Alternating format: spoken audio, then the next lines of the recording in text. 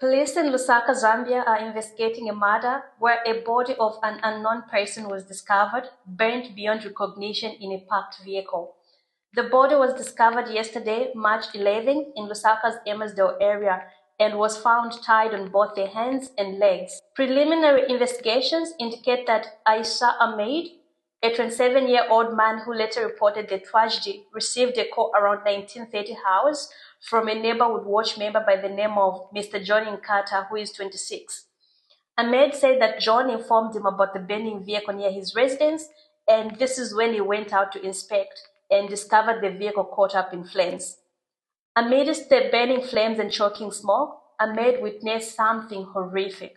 A human figure was trapped in the driver's seat, and this is when he decided to call the police. Please consider subscribing to our YouTube channel so that we can continue covering more stories like this. When the flames had at last burnt out, this is when the nightmare began to unfold.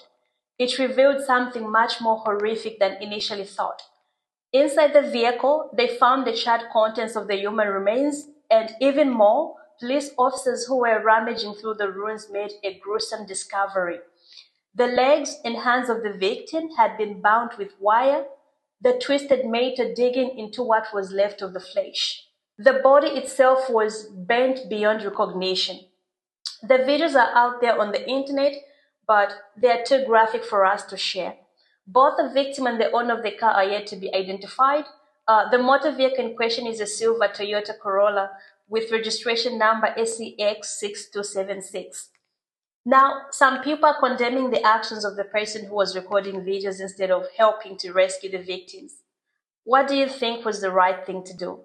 While I condemn the recording of videos of victims instead of calling for help, I really think that there's only so much that the people at the scene would have done, because a burning car is just like a time bomb waiting to explode. And the most frustrating thing is that the Zambian Fire Brigade, when called, takes too long to respond or even reach the scene. In some cases, it might even take an hour for them to arrive. So eventually, I feel like the victim would have burnt out.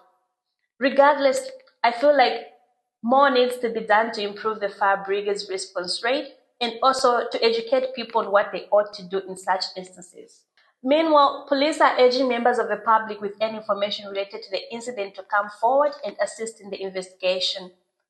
The streets of Emersdale, once familiar, now carry an undercurrent of fear. A killer is out there, and someone somewhere knows the truth. This is the African True Crime Podcast. Thank you for listening, and please consider subscribing to our YouTube channel so that we can continue covering more stories like this. Until next time, stay safe.